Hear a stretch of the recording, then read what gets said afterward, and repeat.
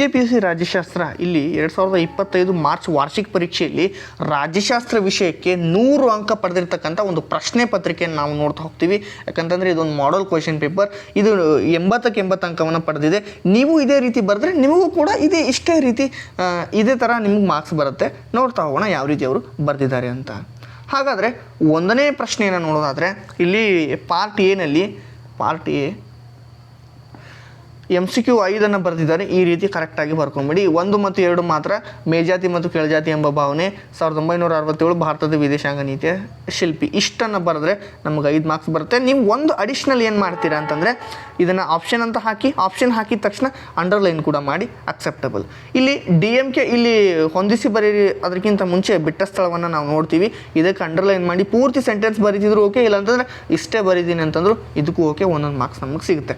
ಬಿಟ್ಟ ಸ್ಥಳವನ್ನು ಆದಮೇಲೆ ಹೊಂದಿಸಿ ಬರೀರಿ. 2 ಬಾಕ್ಸ್ ಹಾಕಿನೇ ಬರೀರಿ, 2 ಕಾಲಮ್ ಹಾಕಿ ಬರೀರಿ. ಡೈರೆಕ್ಟ್ ಆನ್ಸರ್ ಬರೀಬೇಡಿ. ನೀವು ಆನ್ಸರ್ ಏನು ಮಾಡ್ತೀರಾ ಅಂತಂದರೆ ಕ್ವಶನ್ ಬರೆದು ಆನ್ಸರ್ ಪಾರ್ಟ್ ಎ ಬರೆದು ಪಾರ್ಟ್ ಬಿನೂ ಬರೀರಿ. ಕಾಲಮ್ ಎ ಕಾಲಮ್ ಬಿ ಅಂತ ಇರ್ತಲ್ವ, ಅದನ್ನೆರಡನ್ನು ವೆಸ್ಟ್ ಪಾಲಿ ಒಪ್ಪಂದ ಅಂದ ತಕ್ಷಣ ರಾಷ್ಟ್ರ ನಿರ್ಮಾಣದ ಒಪ್ಪಂದ. ಅಣ್ಣಾ ಹಜಾರೆ ಭ್ರಷ್ಟಾಚಾರದ ವಿರುದ್ಧ ಭಾರತ ಅಂತ ಕೊಟ್ಟಿದ್ದಾರೆ. ಇದನ್ನು ಕೂಡ ನೋಡ್ಕೊಳ್ಳಿ. ಅಫ್ಘಾನಿಸ್ತಾನ ಅಂತಂದರೆ ತಾಲಿಬಾನ್ ಅಂತ ನೆನ್ಪಿಟ್ಕೊಂಡ್ರಿ. ಇಲ್ಲಿ 1 ಅಂಕದ ಪ್ರಶ್ನೆ ಸ್ಟಾರ್ಟ್ ಆಗುತ್ತೆ. 5 ಪ್ರಶ್ನೆಯನ್ನು ಬರೀಬೇಕಾಗುತ್ತೆ. ಇಲ್ಲೆಲ್ಲ ಕೊಟ್ಟಿದ್ದಾರೆ, ನೋಡ್ತಾ ಹೋಗಿ. ಇದೇ ರೀತಿ ನೀವು ಕರೆಕ್ಟಾಗಿ ಬರೆದ್ಬಿಟ್ರೆ ಮುಗಿಯಿತು. ಬಟ್ ಒಂದು ಅನ್ಕೊತೀರ ನೀವು, ಏನು ನನ್ನ ಅಕ್ಷರ ದುಂಡು ಆಗಲ್ಲ, ನನ್ನ ಹ್ಯಾಂಡ್ ರೈಟಿಂಗ್ ತುಂಬ worst don't worry about that. ಕಂಟೆಂಟಿಗೆ ಇಲ್ಲಿ ಪ್ರೆಫರೆನ್ಸ್ ಕೊಡ್ತಾರೆ. ಜಸ್ಟ್ ಈ ಅಕ್ಷರ ನೋಡೋದಕ್ಕಿಂತ ನೀವು ಕಂಟೆಂಟ್ ಮೇಲೆ ಜಾಸ್ತಿ ಫೋಕಸ್ ಮಾಡಿ ನೋಡ್ತಾ ಹೋಗಿ. ಫೆಡರಲ್ ನ್ಯಾಯಾಲಯ ಎಲ್ಲಿ ಸ್ಥಾಪನೆ ಆಯಿತು ಅಂತ ಕೇಳಿದಾಗ ದೆಹಲಿಯಲ್ಲಿ ಸ್ಥಾಪನೆ ಆಯಿತು 1937ರಲ್ಲಿ. ಇಲ್ಲಿ ಪೂರ್ತಿ ಚುನಾವಣಾ ಬಿಫೋರ್ ಯಾವುದು ಅವರು ಅಪರಾಧ ಹಿನ್ನೆಲೆ, ಆಸ್ತಿ ಹಿನ್ನೆಲೆ, ಶೈಕ್ಷಣಿಕ ಹಿನ್ನೆಲೆ ಎಲ್ಲ ಗುರುತು ತೋರಿಸ್ಬೇಕಲ್ವ, ಅದನ್ನು ಕೊಟ್ಟಿದ್ದಾರೆ ಪ್ರಶ್ನೆ. ರಾಜ್ಯ ಸೇವೆಗಳಿಗೆ ಪರೀಕ್ಷೆಯನ್ನು ನಡೆಸುವುದು, ಇಲ್ಲೆಲ್ಲ ಪ್ರಶ್ನೆಯನ್ನು ಓದ್ತಾ ಹೋಗಿ. ಇಷ್ಟು ಸಿಂಪಲ್ಲಾಗಿ 2 ಕ್ವಶನ್ ಎಕ್ಸ್ಟ್ರಾ ಬರೆದಿದ್ದಾರೆ.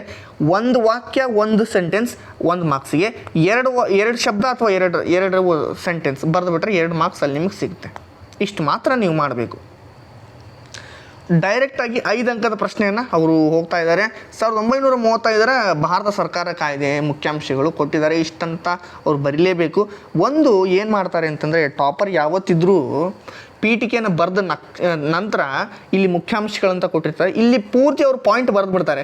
ಈ ಪಾಯಿಂಟ್ ನೋಡಿದ ತಕ್ಷಣ ಇವ್ಯಾಲ್ಯುವೇಟರ್ ಏನು ಮಾಡ್ತಾರೆ, ನೆಕ್ಸ್ಟ್ ನೀವು ಇಲ್ಲಿ ಕೆಳಗಡೆ ಏನು ಬರೆದಿರ್ತೀರಲ್ಲ, ಇಲ್ಲಿ ಅದೇ ಪಾಯಿಂಟನ್ನು ಎಕ್ಸ್ಪ್ಲನೇಷನ್ ಮಾಡ್ತಾ ಹೋಗ್ತೀರಾ.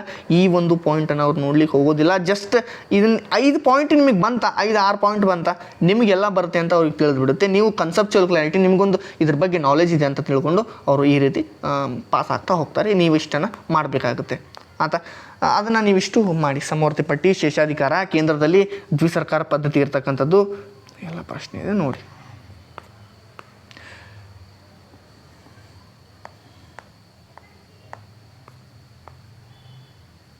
ಐದು ಮಾರ್ಕ್ಸಿಗೆ ಮುಗೀತು. ಮುಖ್ಯ ಕಾರ್ಯದರ್ಶಿಯ ಕಾರ್ಯಗಳು ಇಲ್ಲಿದೆ. ಕಾರ್ಯಗಳನ್ನು ಅವ್ರು ಬರೆದಿದ್ದಾರೆ. ನೀವು ಇದೇ ರೀತಿ ಬರೆದ್ರೆ ನಿಮಗೂ ಉತ್ತಮ ಅಂಕ ಸಿಗಲಿಕ್ಕೆ ಯಾವುದೇ ತೊಂದರೆ ಇಲ್ಲ. ಬೇಕಂತಂದರೆ ಸರ್ ಇದೇ ರೀತಿ ನಾನು ಆನ್ಸರ್ ಫಾಲೋ ಅಪ್ ಮಾಡ್ಬೋದಾ? ನೀವು ಬೇಕಾದ್ರೆ ಇದನ್ನು ಅನುಸರಿಸಿ ನೀವು ಕೂಡ ಬೇಕಂದ್ರೆ ಒಂದು ಸ್ಕ್ರೀನ್ಶಾಟ್ ತೊಗೊಳ್ಳಿ. ಇದೇ ರೀತಿ ನೀವು ಬರೆದ್ರು ಓಕೆ, ಅಕ್ಸೆಪ್ಟಬಲ್. ಸಾಮಾಜಿಕ ತಾರತಮ್ಯದ ಮೇಲೆ ಕ್ವಶನ್ ಇದೆ, ಇಲ್ಲಿ ನೋಡ್ತಾ ಹೋಗಿ. ಆರ್ಥಿಕ ಶೋಷಣೆ, ಶೈಕ್ಷಣಿಕವಾಗಿ ಹಿಂದುಳಿದಿರುವಿಕೆ, ರಾಜಕೀಯ ಪ್ರಾತಿನಿಧ್ಯ ನಿರಾಕರಣೆ, ಏಕೀಕರಣ, ಉಪಸಂಹಾರ, ಭಯೋತ್ಪಾದನೆಗೆ ಕಾರಣಗಳು, ಅರ್ಥ, ಪ್ರತ್ಯೇಕವಾದ ಚಳುವಳಿ, ಧಾರ್ಮಿಕ ಮೂಲಭೂತ, ಈಶಾನ್ಯ ಭಾಗದ ಸಮಸ್ಯೆಗಳು, ದುರ್ಬಲ ರಾಜಕೀಯ ವ್ಯವಸ್ಥೆ. ಪ್ರಶ್ನೆ ಎಲ್ಲ ಇದೆ, ನೀವು ಒಂದೊಂದಾಗಿ ನೋಡ್ತಾ ಹೋಗಬೇಕಾಗುತ್ತೆ. ಆನ್ಸರ್ ಕೊಟ್ಟಿದ್ದಾರೆ.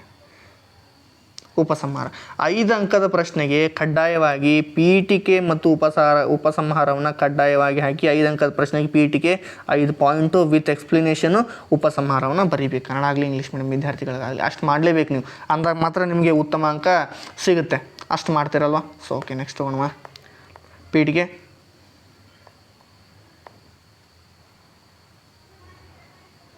ಬೇಕಂದ್ರೆ ನೀವು ಇದನ್ನು ಸ್ಕ್ರೀನ್ಶಾಟ್ ತೊಗೊಳ್ಳಿ. ಇದನ್ನು ನಾನು PDF ಪ್ರೊವೈಡ್ ಮಾಡ್ತೀನಿ, ಡೋಂಟ್ ವರಿ ಅಬೌಟ್ ದ್ಯಾಟ್.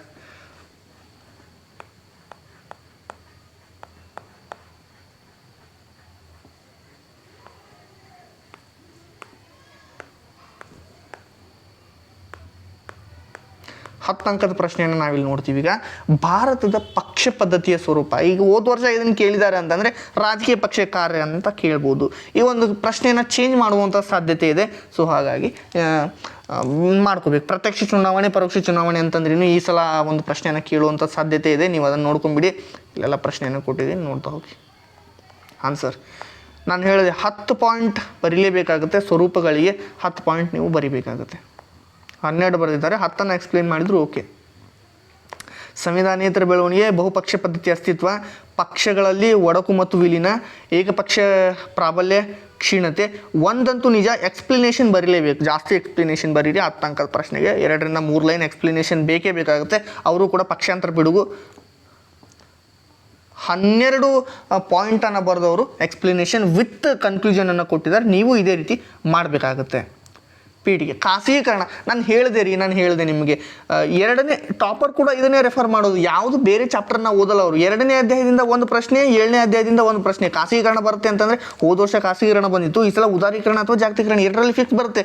ಇದನ್ನು ಓದ್ಕೊಂಡು ನೀವು ಪಕ್ಕ ಅದನ್ನು ಬೈಹಾಟ್ ಮಾಡ್ಕೊಂಡು ಇಟ್ಕೊಂಡ್ಬಿಡಿ.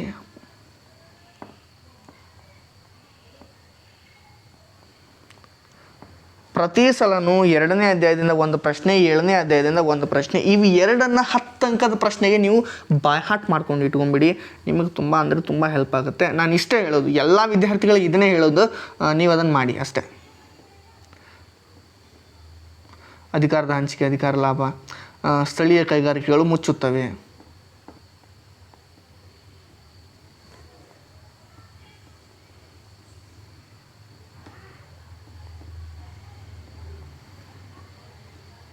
ಉಪಸಂಹಾರ.